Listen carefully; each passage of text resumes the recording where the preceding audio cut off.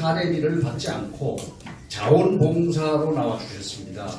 그래서 저희가 사실은 뭐 재정이 열악하기 때문에 특별히 사례를 할 방법이 없었습니다. 그래서 지금 다 자원봉사로 이렇게 나오셨다 하는 것을 말씀을 드리고 지금 방금 나오셨던 우리 김승도 총재님 그리고 합창단에게 여러분 다시 한번 큰 박수 한번 쳐주세요. 아울러 저희가 21차를 이렇게 해오는 동안에 대한민국에서 누구나 다 아실 수 있을 만한 분들께서 강사로 다 이렇게 지나가셨습니다. 구체적으로 몇 분만 제가 말씀을 드려보면은 오늘 아침에도 제가 그 프로를 보고 왔는데요. 인간승리 KBS의 인간승리 8시에 나오는 인간승리 그 김형석 그 교수님 올해 100세 되시는 분이에요. 근데 그분을 우리가 작년에도 모셨고요.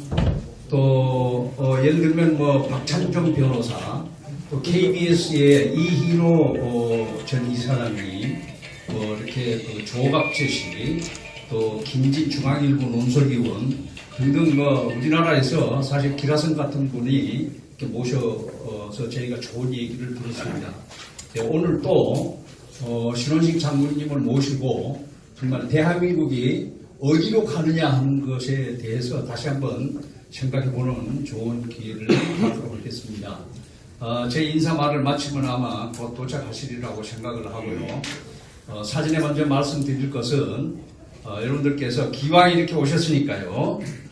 한 분도 빠지시지 마시고 이 토론회가 끝날 때까지 자리 함께 해주시면은 고맙겠다 하는 말씀을 드리면서 간단하게 제 인사 말씀을 좀 드리도록 하겠습니다.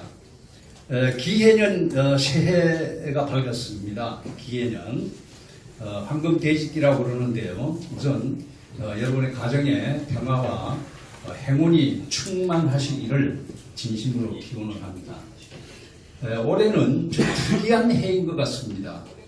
1919년 3.1 운동을 일으켰던 우리 100년 전에 1919년 100년 전에 3.1 운동의 기폭제를 한 해가 바로 100년 전 오늘입니다. 그래서 아마 여러분들 내리에 우리 한민족의 끈끈한 그 힘이 거기서부터 시작되지 않았나 그런 생각을 해봅니다. 1945년 세계 제2차 세계대전이 끝나고 우리가 일제 압제로부터 풀려난 것이 지금 올해 74년 1950년 한국전쟁이 시작이 돼서 한국전쟁이 끝난 것이 1953년입니다. 지금으로부터 66년 됩니다. 66년. 이 66년 동안 한국전쟁이 끝나고 66년 동안 우리는 정말 피땀 흘려서 일을 했습니다. 그 주인공들이 다 여기 지금 와 계신다. 그렇게 저는 생각을 했습니다. 근데 그 결과 우리는 세계 경제적으로 10위권의 대단한 기적을 이루었습니다.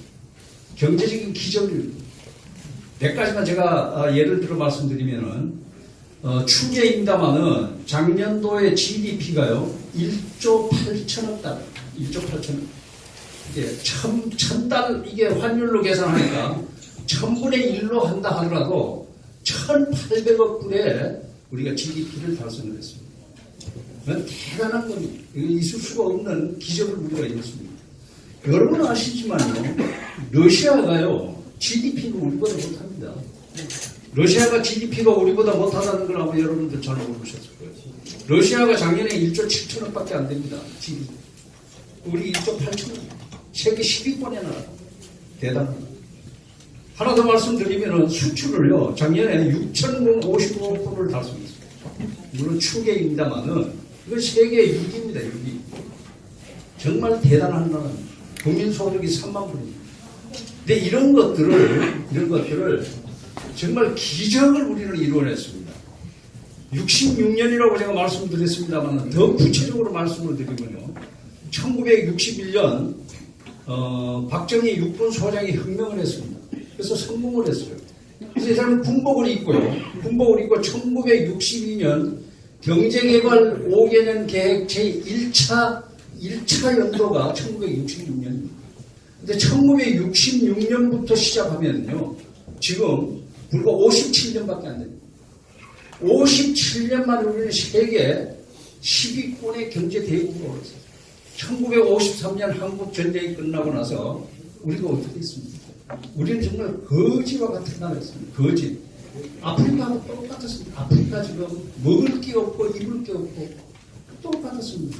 그러나 우리는 57년 만에 세계 10위권의 경제 대국으로 올라섰다 하는 것을 제가 먼저 말씀을 좀 드리겠습니다. 여러분 큰 박수 한번 좀 쳐주십시오.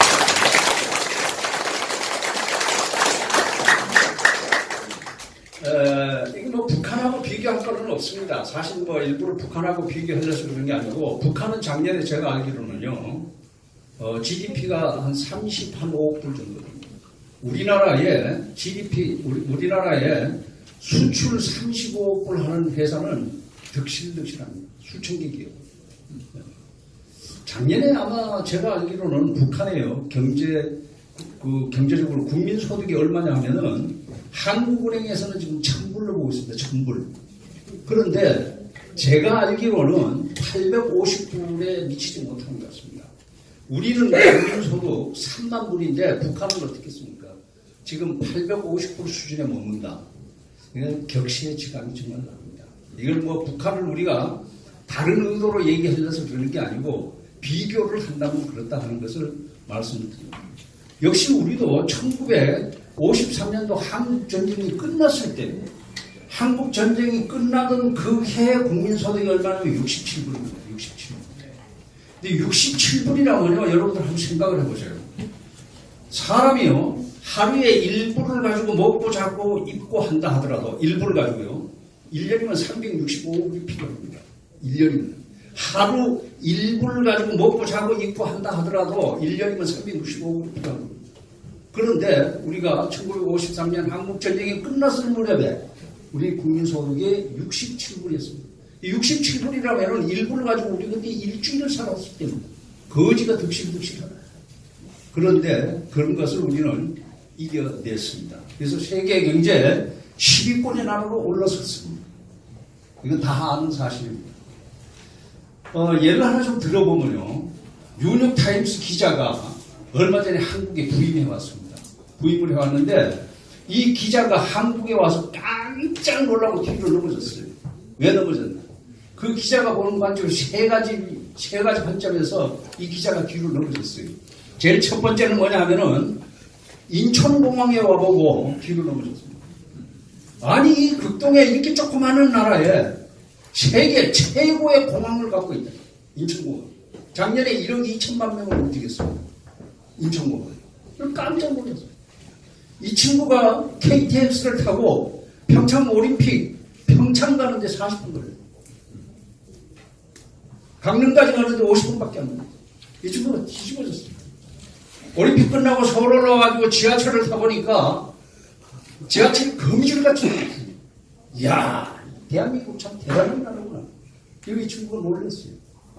첫 번째, 이 친구가 대한민국에 와서 정말 대한민국이 잘 살고 대단한 나라라 하는 것을 이 친구가 발견했습니다. 두 번째, 이 친구가 또 놀란 것이 있습니다. 이 극동의 조그마한 나라가 소위 지리적으로 세계 4대 강국 속에서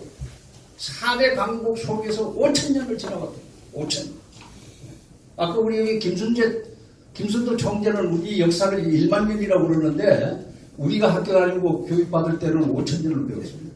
근데 5,000년 동안 여러분 한번 보세요.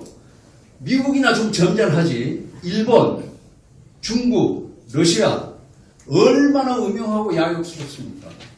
그 속에서 우리는 5,000년을 견뎌왔습니다. 이걸 보고 이 기자가 깜짝 놀랐어요. 근데 이 기자가 또 하나 놀린 게 있어요. 뭐냐 하면은 세 번째, 이 기자가 또 놀란 것이 뭐냐면은 바로 북한이 핵을 갖고 있는데 걱정하고 고민하는 사람이 하나도 없더라. 핵을 갖고 있는데 아무도 걱정하는 사람이 없고 미사일이 펑펑 쏟아져 올라가고 있는데 남연 사재기 하는 사람 하나도 없다. 이걸 보고 이 사람이 놀랐습니다. 여러분, 핵은 뭡니까? 핵은 한 방으로 끝나는 겁니다. 한 방으로 끝나는 건데 지금 이 지구상에 핵 가지고 있는 나라가 몇 개 나라입니까? 9개 나라. 9개 나라인데 5개 나라는 NTP 조약에 의해서 소위 말하자면 2차 세계대전의 승전국입니다. 그래서 자기네들은 세계 경찰 역할을 하겠다고 해서 핵을 자동적으로 갖고 있습니다. 무기하에. 그 나라가 어디냐면 미국, 중국, 러시아, 영국, 프랑스 이 5개국입니다. 이 5개국은 NTP 조약에 의해서 자기네들 핵을 갖고 있어요. 그 외에는 핵을 절대 못 갖게 합니다. 그럼에도 불구하고 4개 국가가 핵을 갖고 있습니다. 어디냐 하면은 이스라엘, 인도, 파키스탄, 그리고 북한입니다. 이스라엘은 여러분 아시잖아요. 아랍 속에서 2,500만 밖에 안 되는 이스라엘이 살아나려면은 핵 안 가지고는 못 살겠다는 거예요. 그래서 핵 개발을 했어요. 그래서 세계가 무기를 했습니다. 인도하고 파키스탄은 맨날 국경에서 전쟁을 했습니다. 국지전이 매일 일어났어요. 1980년대까지. 견디다 못해서 인도가 핵을 개발했습니다. 핵을 개발했는데 이걸 보고 파키스탄이 깜짝 놀라 뒤로 넘어졌어요. 아이쿠, 이거 큰일 났구나. 이거 한 방으로 가는 거. 이걸 우리도 만들어야 되겠다. 그래서 파키스탄도 핵 개발을 했어요.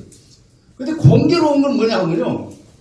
인도하고 파키스탄이 동시에 핵을 개발하고 그렇게 매일 국지전이 일어나던 그 인도 파키스탄 국경선에서 총소리가 딱 멎었다는 사실.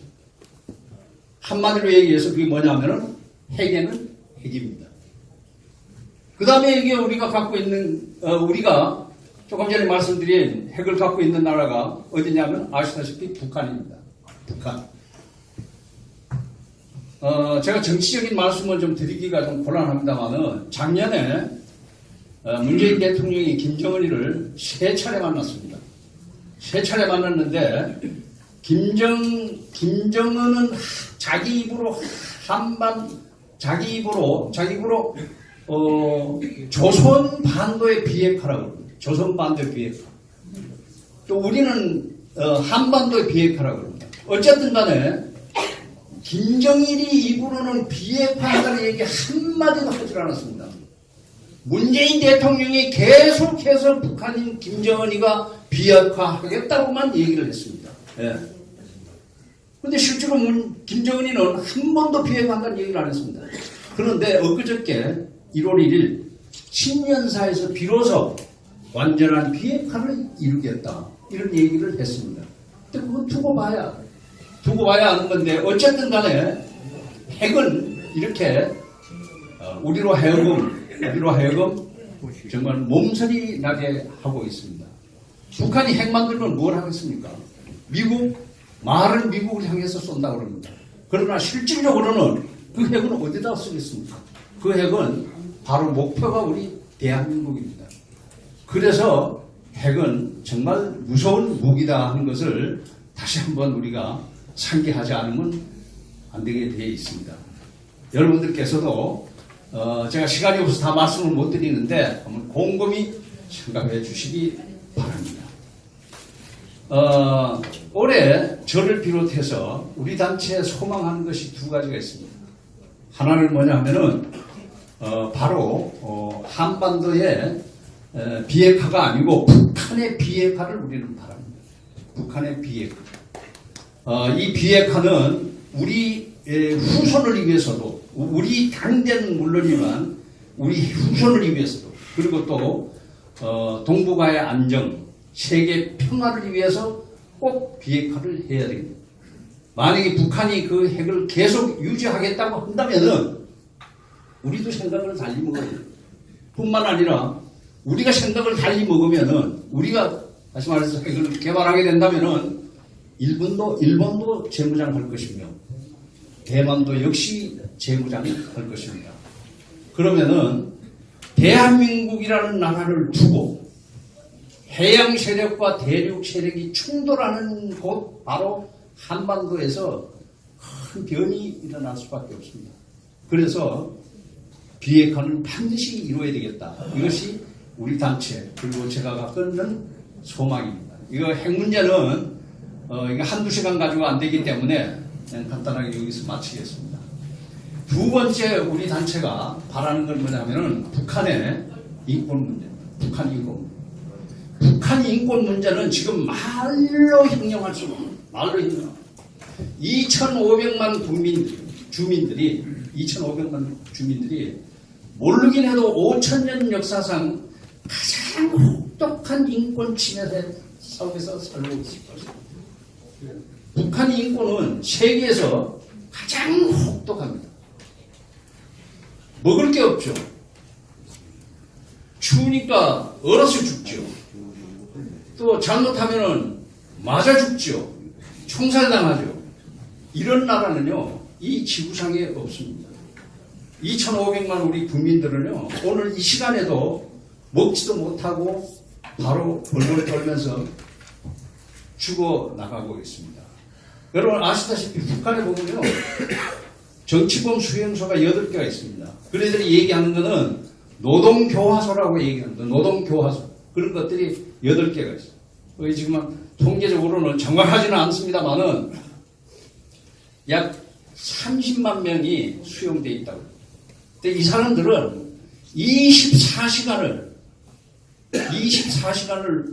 강제 노역당하고 그리고 여차지하면 총살납니다. 우리 2,500만 국민은 빨리 우리가 말하자면은 인권이 보장되는 나라로 탈바꿈시켜야 됩니다. 그게 우리 바른통일 포럼의 희망입니다. 근데 이 인권 문제는 조금 연장선상에서 보면요, 북한에 있는 2,500만 뿐만 아닙니다. 북한의 그 인권을 참지 못해서 탈출한 사람들이요, 중국을 비롯해서 제3국에 30만인지 50만인지 모를 정도로 지금 나오고 있습니다. 이 사람들은 여자들은 다 겁탈당하고 인신매매당하고 남자들은 붙들리면 잡히기만 하면 북한에 가서 총살당하고 잡히기만 하면 북한에 총살당하고. 그래서 이 사람들은 부스럭 소리만 나도 아주 질려버립니다. 그 인원이 30만인지 50만인지 모를 정도로 중국과 제3국에서 떠들어다니고 있습니다. 참 비참한 현실입니다. 이거 빨리 우리가 이걸 정상적으로 되돌려놔야 됩니다. 뿐만 아니라 지금 6.25 사변 전쟁 때 포로로 잡혀간 사람, 그 사이에 틈틈이 납북돼 간 사람, 이런 것들도 다 합치면은 이루 말할 수 없는 많은 사람들이 고통 속에서 시달리고 있습니다.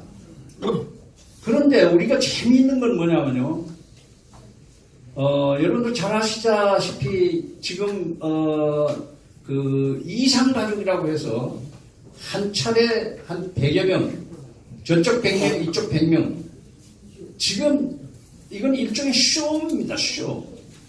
지금 인권 문제가 이상가족만 해당이 되겠습니까? 실질적으로 2,500만 명이 그대로 지금 권력을 치르고 있다 하는 것을 여러분들께서는 이해를 해주시고, 우리 단체와 함께 길을 같이 해주셨으면 좋겠습니다. 네, 우리 단체는 두 가지 계획이 있습니다. 이러한 목적 달성을 위해서 금년도에는 전국적으로 지부를 좀 조직해야 되겠다 해서 지부 조직을 지금 구상을 하고 있고, 또 한 가지는 요즘 유튜브 작년 가을에 바른통일 포럼 TV 방송국을 개국을 했습니다. 요즘 보니까요, 이제 그 읽어가는 숫자가 자꾸 늘어나는 것 같아요. 그래서 여러분들께서도 금년도에 우리 바른통일 포럼에 TV 그 유튜브 방송을 자주 좀 봐주시기를 부탁을 드리겠습니다. 바른통일 포럼은요, 기왕에 오셨으니까 짧게 한 말씀만 좀 드리고, 그리고 제가 마이크를 놓도록 하겠습니다. 우리 바른통일 포럼은 창설 목표가 두 가지가 있습니다. 자유민주 평화통일을 위한 우리의 목표가 두 가지가 있습니다. 두 가지가 있는데, 하나는 뭐냐 하면은 평화적인 통일입니다. 평화통일. 이 평화통일은 제가 말씀드리는 게 아닙니다. 이 평화통일은 반대 개념을 보면은 무력이나 적화통일입니다. 그럼 북한에서 얘기하는 거예요. 우리는 평화통일이라고 얘기합니다. 이 평화통일이라고 하는 것은 제가 지어낸 얘기가 아니고 우리나라 헌법에 그렇게 되어 있습니다. 헌법 제4조를 보면 이렇게 되어 있습니다. 대한민국은 평화적 통일을 추구하고 자유민주적 기본 질서에 입각한 평화적 통일 정책을 수립 시행한다. 이렇게 되어 있습니다. 그게 헌법 4조에 그렇게 나와 있습니다. 그래서 여러분들께서는 그냥 이 평화통일이라는 것이 그냥 이렇게 튀어나온 얘기가 아니고 헌법에 명시되어 있는 얘기다 하는 것을 여러분들께서 이해를 해 주시면 되겠습니다. 오늘 제가 여러분을 모시고 제가 뭐 강의하는 게 아니고 인사말을 하는 과정에서 제가 말씀이 조금 길어졌습니다.